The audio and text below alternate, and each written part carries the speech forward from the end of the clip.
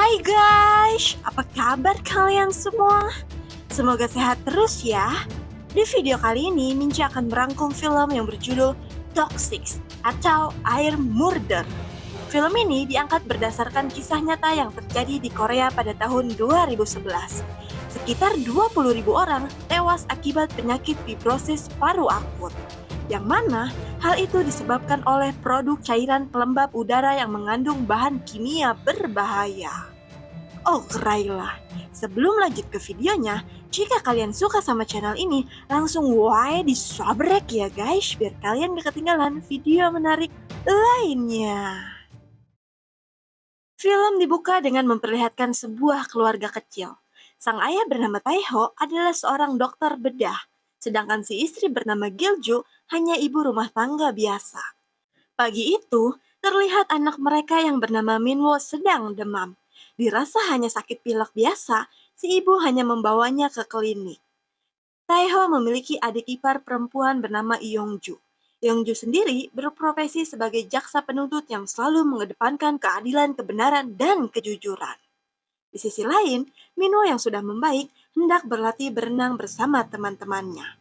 Kala itu, Minwo terlihat sehat dan ceria. Tapi saat sedang ngojai, tiba-tiba Minwo tak sadarkan diri. Singkat waktu, Minwo dilarikan ke rumah sakit tempat si ayah bekerja. Kondisi yang cukup parah membuat Minwo harus dioperasi. Dan si ayah ikut dalam operasi tersebut. Setelah operasi selesai, Taeho memberitahu istrinya bahwa setengah paru-paru Minwo mengeras bagaikan batu. Hal itu disebabkan oleh penyakit yang bernama fibrosi paru akut. FYI aja ya guys, fibrosi paru akut adalah kondisi yang terjadi karena munculnya jaringan parut pada paru-paru. Si istri yang mendengar hal itu seakan tak percaya, tapi ia hanya bisa pasrah dengan keadaan. Karena ada barang yang harus diambil, Gilju akhirnya pulang ke rumah seorang diri. Keesokan harinya, Yongju datang ke rumah kakaknya. Saat ia mencari Gilju di kamarnya, ia sangat terkejut tatkala melihat sang kakak sudah kaku tak bernyawa. Taeho yang panik langsung bergegas mendatangi kamar mayat. Hatinya sangat terpukul melihat istri tercintanya tewas secara tiba-tiba.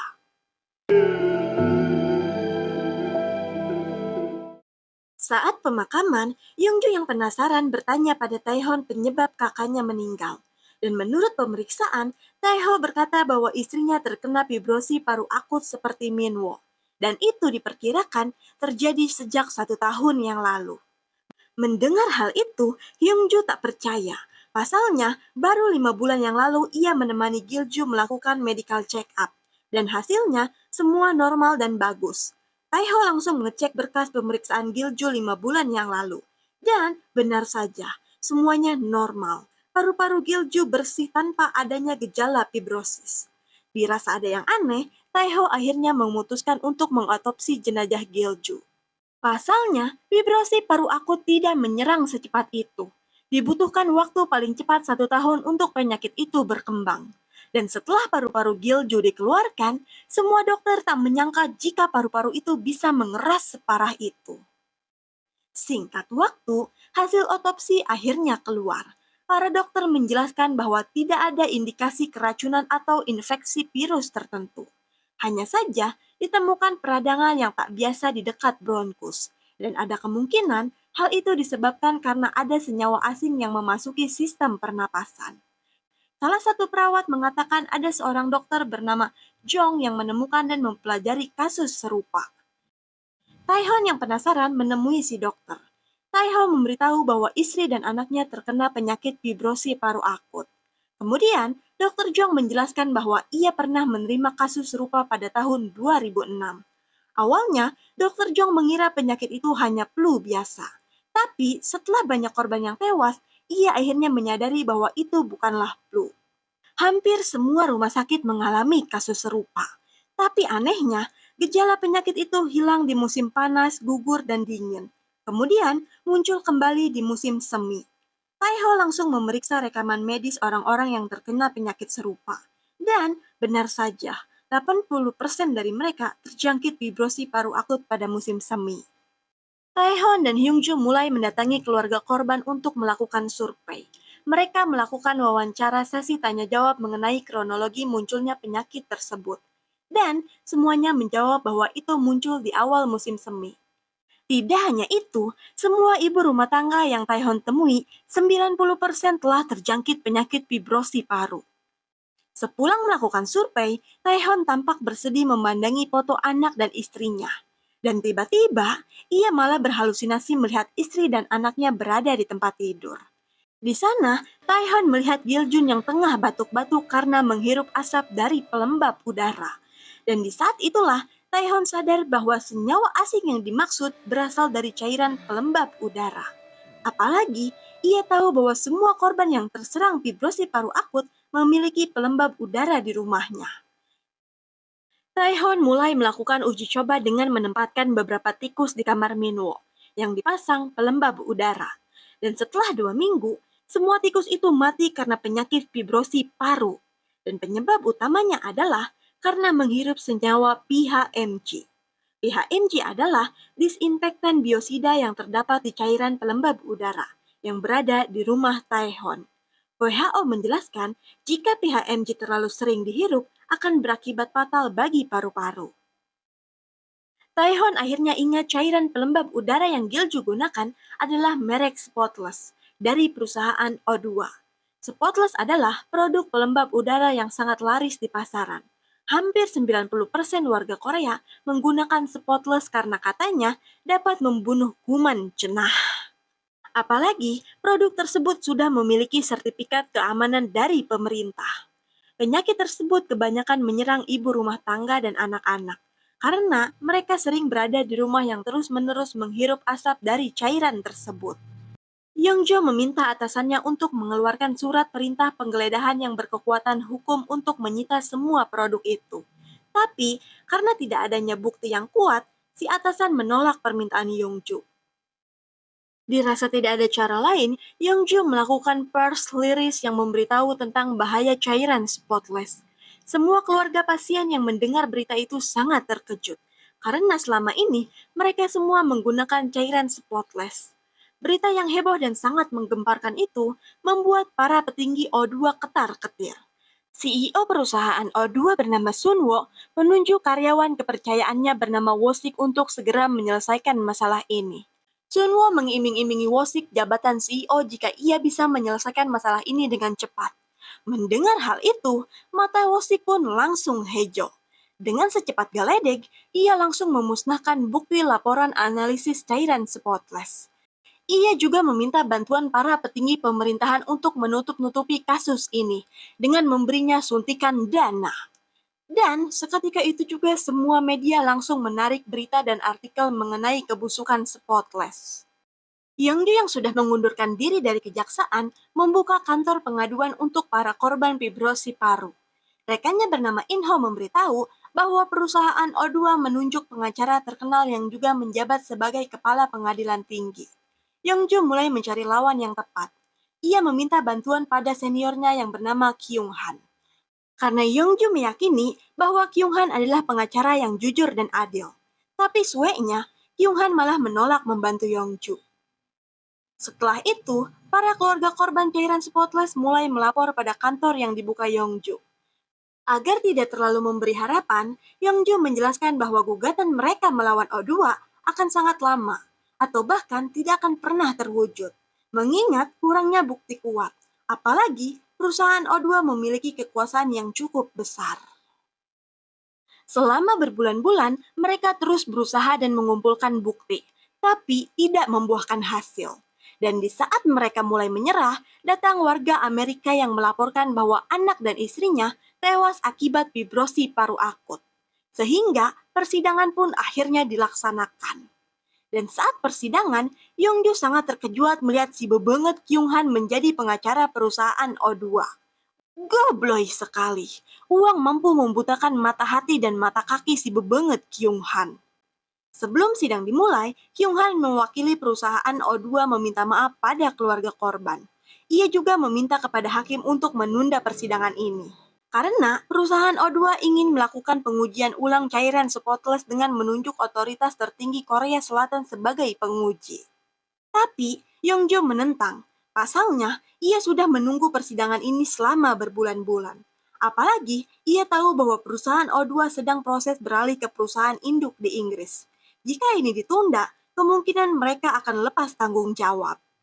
Hakim menyetujui keberatan Yongju, tapi Kyung-han yang sangat licik menggunakan perjanjian kekeluargaan dari keluarga korban. Dan yang menyetujui itu adalah Hyung-jong. Wosik menawari miliaran cuan asalkan Hyung-jong mau mendatangani perjanjian itu. Dan karena ia lagi butuh duit, Hyung-jong pun terpaksa melakukan hal itu. Hakim pun akhirnya mengabulkan permintaan Kyung-han, dan persidangan pun ditunda sampai hasil uji coba spotless selesai. Keputusan hakim membuat Hyung-jong dan semua keluarga korban kecewa berat. 안 됩니다. 안 됩니다, 재판장님. Beberapa hari setelahnya, Hyung-jo mendatangi seorang ahli kimia bernama Profesor Taesung. Profesor Taesung adalah seorang dermawan yang selalu terlibat dalam gerakan sosial. Hyung-jo meminta bantuan pada Taesung untuk bersaksi melawan O2. Dan Taesung pun menyetujui hal itu. Di sisi lain, uji coba ulang cairan spotless akhirnya selesai. Hasil dari uji lab itu menunjukkan bahwa cairan itu sangat berbahaya. Profesor Sasungwon selaku orang yang menguji cairan tersebut melakukan tawar-menawar dengan Wosik agar hasil lab itu bisa dirahasiakan. Gobloy sekali. Singkat waktu, Wosik mendatangi Minwo di rumah sakit. Taehan yang mengetahui itu langsung mengusir Wosik. Tapi sebelum pergi, Wosik menawarkan transparasi paru-paru untuk Minwo, asalkan Taehan mau mundur dari kasus ini. Singkat cerita, persidangan kembali diadakan. Keterangan Jung Taesung juga didengar sebagai saksi. Taesung mengatakan bahwa senyawa yang terkandung dalam spotless sangatlah berbahaya. Cairan tersebut bisa membunuh manusia. Tapi si babanget Kyung-han benar-benar pintar.